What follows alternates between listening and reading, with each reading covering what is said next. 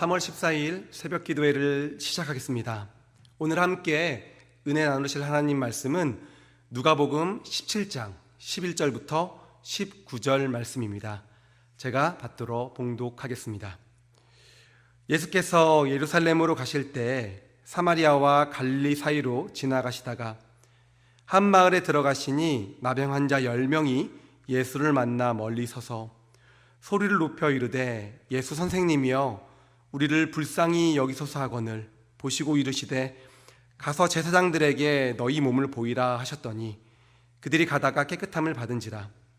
그중 한 사람이 자기가 나은 것을 보고 큰 소리로 하나님께 영광을 돌리며 돌아와 예수의 발 아래 엎드려 감사하니 그는 사마리아 사람이라. 예수께서 대답하여 이르시되 10사람이 다 깨끗함을 받지 아니하였느냐? 그 9은 어디 있느냐? 이 이방인 외에는 하나님께 영광을 돌리러 온 자가 없느냐 하시고 그에게 이르시되 일어나 가라, 내 믿음이 너를 구원하였느니라 하시더라. 아멘. 오늘 본문은 예수님께서 예루살렘으로 가실 때 일어난 일입니다. 예수님은 한 마을에 들어가게 되셨고 그곳에서 10명의 나병 환자 무리를 만나게 되었습니다. 나병은요, 당시 부정하다 여겨져서 다른 백성들과 함께 거할 수 없는 병이었기에 아마도 이들은 마을 외곽에 따로 무리를 이루어서 거주하고 있었던 것으로 보여집니다. 그런데 이들은 놀라운 이적을 행하며 병자들을 고쳐주신다는 그 소문의 예수가 지금 우리 마을에 오셨다는 소식을 접하게 된 것입니다. 즉시 그들은 예수께로 달려나가 우리를 불쌍히 여기셔서 고쳐주실 것을 간절히 청했습니다. 예수님은 나병 환자들을 긍휼히 여기시사 가서 제사장들에게 너희 몸을 보이라고 말씀하십니다. 예수께서 이렇게 말씀하신 이유는요, 당시 율법에 나병에서 회복된 자는 제사장에게 가서 깨끗해진 자신의 몸을 보이고 증명을 받은 후에 다시 마을 공동체로 돌아올 수 있었기 때문입니다. 그렇기에 예수님은 가서 너희의 회복된 몸을 제사장에게 보여주고 증명을 받으라고 말씀하신 것이죠. 나병을 고쳐달라는 부탁에 어떠한 치료의 과정도 없이 갑자기 제사장에게 가서 몸을 보이라니요. 이러한 예수님의 명령에 나병 환자들은 어떤 마음이 들었을까요? 만약에 치료되지 않은 부정한 나병 환자의 몸으로 제사장에게 갔다가는 도리어 창피를 당할 수도 있는 것 아니겠습니까? 확실하게 치료해 주신 후에 제사장에게 가라고 명하셔도 될 것인데 말입니다. 하지만 그들은요, 그 말씀을 신뢰하고 순종합니다. 그렇게 제사장에게로 출발한 것입니다. 그런데 오늘 본문 14절을 보니까요, 그렇게 제사장에게로 가다가 깨끗함을 입었다고 기록되어 있습니다. 제사장에게 당도하기 전에 그 길 가운데서 온전히 치유함을 받게 된 것입니다. 예수님의 말씀에 신뢰와 순종의 그 열매를 통해서 그들이 구원되신 예수님을 경험하게 된 것이죠. 그렇게 그들은 치유받고 기뻐 환호하며 각자의 삶으로 돌아갔습니다. 아마 가던 길을 마저 가서 제사장에게 당당히 찾아가서 내가 이렇게 깨끗하게 나았다고 확인을 받았을 것입니다. 그리고 사랑하는 가족들에게로 달려갔을 것입니다. 그런데 오늘 본문을 보면요, 그중 한 명이 이렇게 행동하지 않았다고 기록하고 있는 것입니다. 나머지 9명과는요 다른 행보를 보인 것입니다. 15절과 16절인데요, 제가 읽겠습니다. 그중 한 사람이 자기가 나은 것을 보고 큰 소리로 하나님께 영광을 돌리며 돌아와 예수의 발 아래 엎드려 감사하니 그는 사마리아 사람이라. 아멘. 그중 하나가 제사장에게 가던 길을 돌이켜서 다시 예수님께로 나온 것입니다. 그리고 하나님께 영광을 돌리며 예수께 감사를 표합니다. 그는요, 사마리아 사람이었습니다. 본문이 그가 사마리아 사람이었다고 밝히는 이유는요, 사마리아인으로 이런 행동을 한 것이 일방적인 일이 아니었기 때문일 것입니다. 사마리아인들은요, 당시 유대인들로부터 이방인 취급받으며 하나님의 백성, 선민이 아닌 자들로 여겨졌던 자들입니다. 그런 사마리아인이 깨끗함을 받은 것을 깨달은 후 하나님께 영광을 돌리면서 가던 길을 돌이켜 예수께로 다시 나와 감사했다는 것이죠. 예수님은요, 그것을 의아하게 여기시며 이렇게 말씀하십니다. 17절과 18절 말씀입니다. 제가 읽겠습니다. 예수께서 대답하여 이르시되 10사람이 다 깨끗함을 받지 아니하였느냐? 그 9은 어디 있느냐? 이 이방인 외에는 하나님께 영광을 돌리러 온 자가 없느냐 하시고. 아멘. 예수께서 의아하게 생각하신 이유는요, 분명 10명이 다 치유함을 받았을 것인데 이 사마리아 이방인 외에는 하나님께 감사를 표현하는 자가 없었다는 사실 때문이었습니다. 은혜를 누리고도 감사를 표현하는 자가 이 이방인, 자격 없다 여겨지는 이방인 외에는요 없느냐는 것이죠. 그러면서 예수님은 끝으로 이렇게 말씀하십니다. 19절인데요 19절을 함께 읽겠습니다. 시작. 그에게 이르시되 일어나 가라, 내 믿음이 너를 구원하였느니라 하시더라. 아멘. 그렇게 감사를 표현하는 사마리아인에게 구원이 이르렀음을 선포하십니다.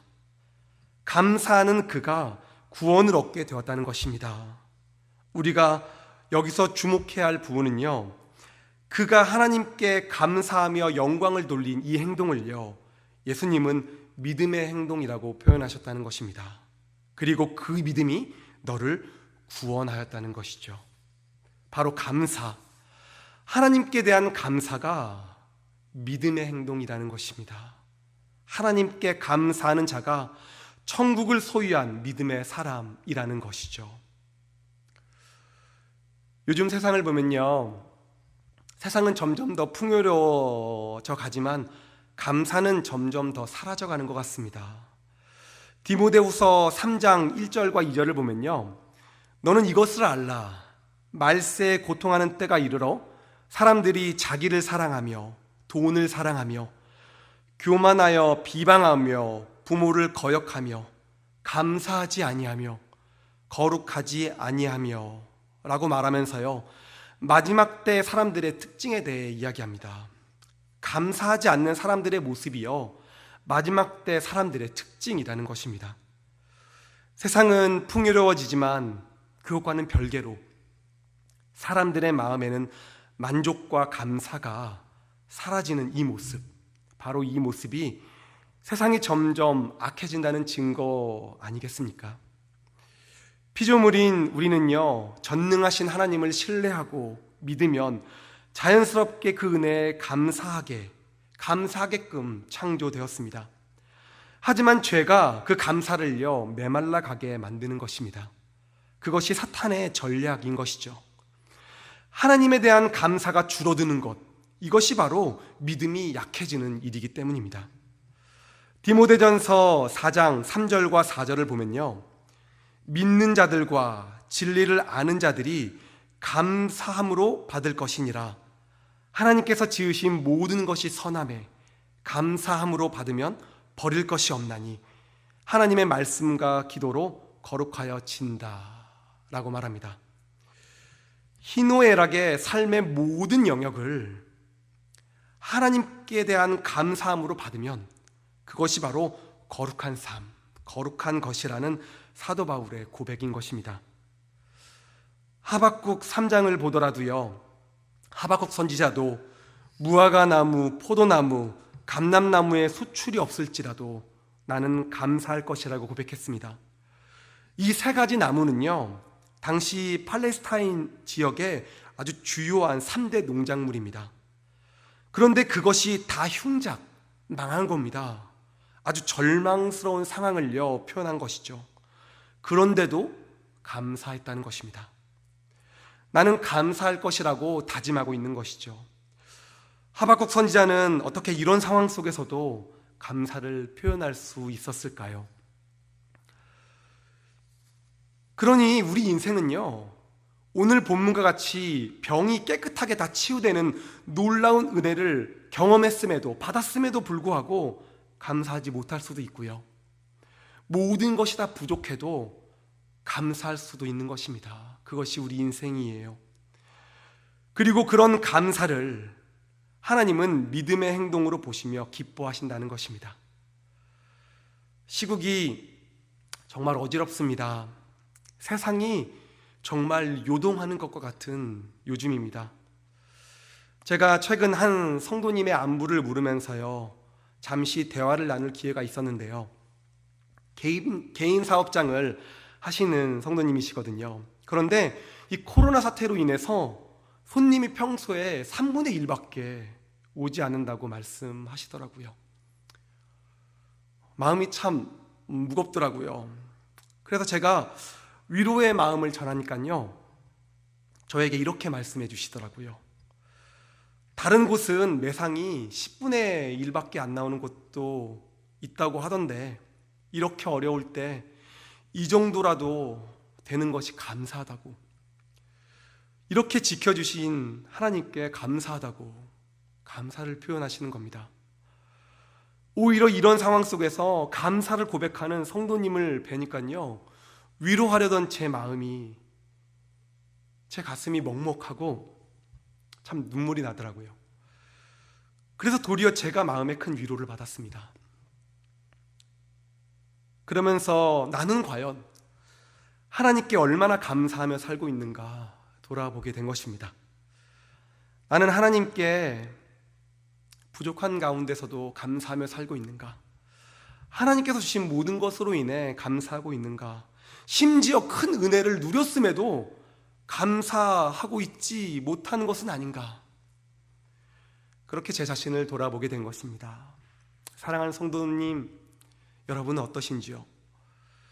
저는요, 오늘 말씀을 묵상하며 스스로에게 이런 적용을 해보았습니다. 제가 저희 가정에서 그 둘째 아이가 태어나기 전에는 했었는데, 둘째 아이가 태어나면서부터 못하고 있는 것이 한 가지 있거든요. 그게 뭐냐면, 원래는 저와 제 아내가 집에 작은 화이트보드를 하나 걸어놓고 각자 하루에 3가지씩 감사 제목을 쓰는 일을 해왔었습니다. 매일 하루 3가지씩 잠들기 전에 그곳에 그날 감사했던 제목을 3가지씩 적는 거예요.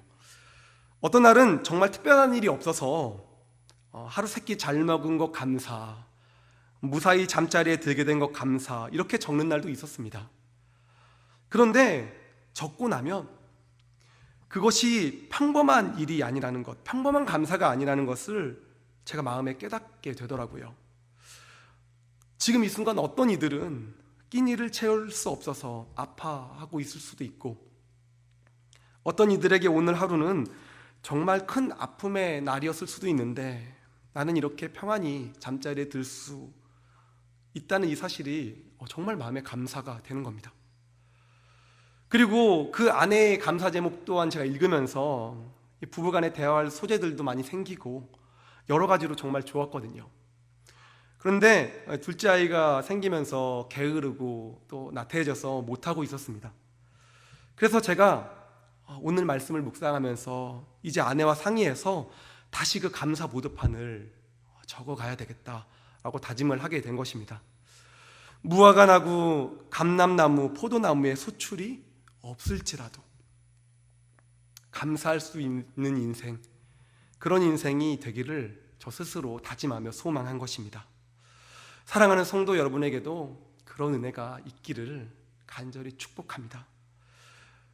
감사가 믿음입니다.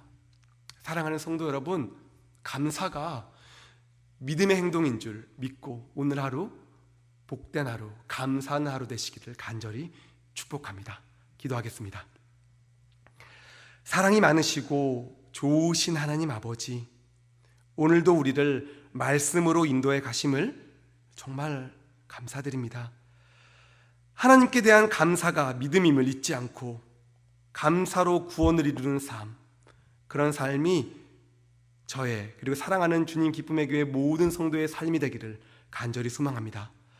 코로나 바이러스로 세상이 유동합니다. 속히 회복되게 하시고 어려운 시기지만 서로를 돌아보는 넉넉한 마음으로 아끼고 나누며 잘 이겨낼 수 있기를 간절히 기도합니다. 사방으로 흩어져 각자의 자리를 열정으로 살아가고 있는 우리 주님 기쁨에게 모든 성도들을 주님 지키고 돌보고 보호하소서. 그런 간절한 마음으로 나아가오니 우리의 모든 기도를 응답하실 것을 간절히 소망하오며 이 모든 말씀 예수 그리스도의 이름으로 간절히 기도드립니다. 아멘.